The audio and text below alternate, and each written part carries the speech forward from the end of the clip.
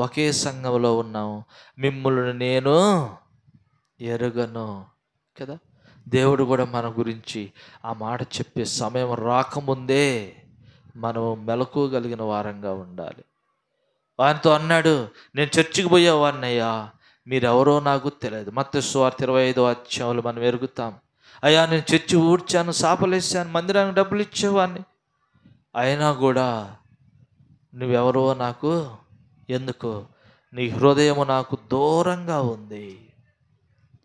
హృదయం ఎక్కడో ఉంది. దేవునికి దూరంగా ఉంటాం అనేక సార్లు. దేవునికి సమీపస్థులంగా ఉండాలి. ఒకప్పుడు దూరంగా ఉన్నాం, ఆరాధిస్తూ వచ్చినాం. ఒకప్పుడు దూరంగా ఉంటే ఇప్పుడు సమీపస్థులంగా చేశావు, దేవుని ఇంటి వారినిగా చేశావు.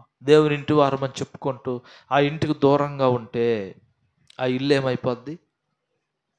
పాడైపోద్ది కదా. పాడైపోద్ది, ఆ ఇల్లు పాడైపోద్ది.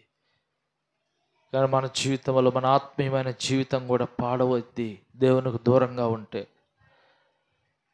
మన ఆత్మీయమైన జీవితం కూడా పాడైపోద్ది. మనం దేవుని ఇంటి వారంగా చేయబడ్డాం, దేవుని నివసించే స్థలముగా చేయబడ్డాం.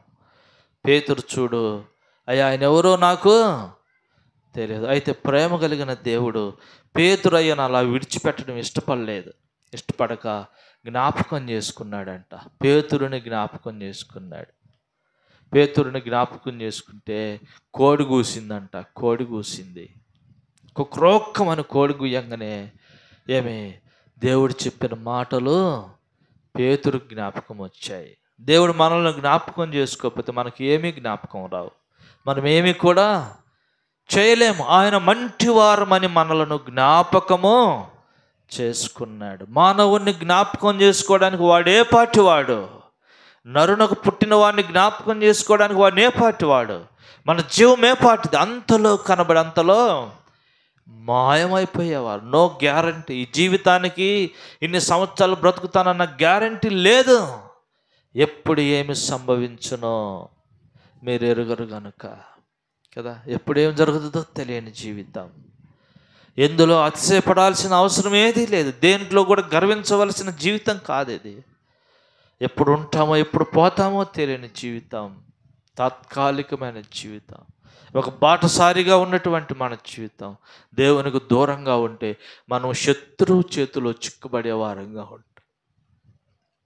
దేవుడు చెప్పాడు, ఇదిగో సిలోకి వెళ్తా ఉన్నా, ప్రార్థన చేయండి అన్నాడు. మీరు శోధనలో ప్రవేశింపకుండా మెలకువగా ఉండి ప్రార్థన చేయండి అంటే ప్రార్థన చేశారా? చేయలే, నిద్రపోయారు. శోధన వచ్చింది, చిక్కుపడ్డాడు. ఎంత శోధన అంటే చివరికి దేవుడు అంటే ఎవడో కూడా నాకు తెలియదు అన్నంత మాట అనేసాడు. అయితే దేవుడు వదిలిపెట్టలేదు, పేతురుని జ్ఞాపకం చేసుకున్నాడు. లూకాసు సువార్త 15వ అధ్యాయంలో కూడా ఒక చిన్న కుమారుడు ఉన్నాడు. వాడు ఇంకనూ దూరంగానే ఉన్నాడంట. కానీ ఎవరు పరిగెత్తాడు? వాడు పరిగెత్తుకుంటూ వచ్చాడా? అల్లదుకు మా నాన్న అని పరిగెత్తుకుంటూ వచ్చాడా? పరిగెత్తుకుంటూ రాలే. వాడు ఇంకా అంత దూరంలో ఉన్నాడు. తండ్రి గుర్తుపట్టాడు. తండ్రే పరిగెత్తుకుంటా వెళ్ళాడు. పరిగెత్తుకుంటూ వెళ్ళి వాడి మెడ మీద పడి, వాడిని కౌగిలించుకొని వాడి మెడ మీద పడి తండ్రి ఏడుస్తూ ఉన్నాడు, ఇన్ని రోజులు నాకు దూరంగా. నీ జీవితంలో కూడా ఒకవేళ నువ్వు దేవునికి దూరంగా ఉన్నావేమో. ఉండవలసిన వాటికి దూరంగా ఉండకుండా, ఉండాల్సిన వాటికి దూరంగా ఉండకుండా, ఉండకూడని వాటికి దూరంగా ఉంటాం. దేవునికి దూరంగా ఉంటాం.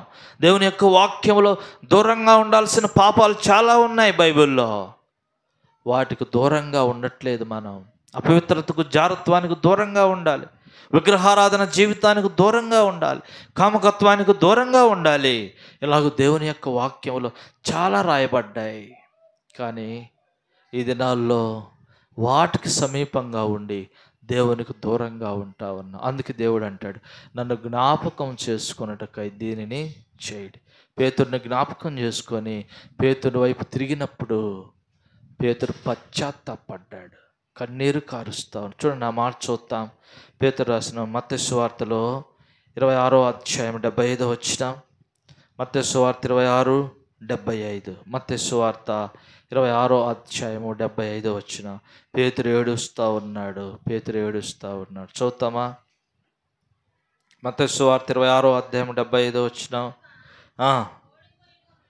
కోడి కూయక మునుపు నీవు నన్ను ఎరగవని ముమ్మారు చెప్పేదవని యేసు తనతో అనిన మాట పేతురు జ్ఞాపకమునకు తెచ్చుకొని వెలుపలకు పోయి సంతాపపడి ఏడ్చెను.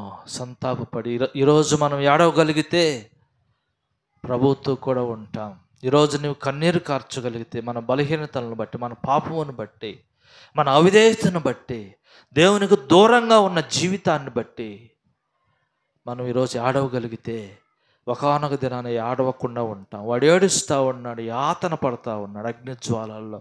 అయ్యో అయ్యో, ఒక్క చుక్క నీరైనా దొరకదా, ఒక్క చుక్క నీరైనా దొరకదా. ఈరోజు నువ్వు ఏడవగలిగితే, నేను ఏడవగలిగితే ఈరోజు ప్రభు దగ్గర, ప్రభు ఇదమే నా ఆత్మీయమైన జీవితం, నేను సరిగా నిన్ను వెంబడించలేకపోతా ఉన్నా, నిన్ను ఫాలో కాలేకపోతా ఉన్నా, నీ మాటల ప్రకారం ఈ లోకంలో జీవించలేకపోతా ఉన్నా, ఏదో ఒక విధానంలో నేను తప్పిపోతూనే ఉన్నాను. నా జీవితాన్ని బట్టి, నా క్రియలను బట్టి, నా మాటలను బట్టి నేను నిన్ను ఎరుగనన్నట్టుగానే జీవిస్తా ఉన్నా.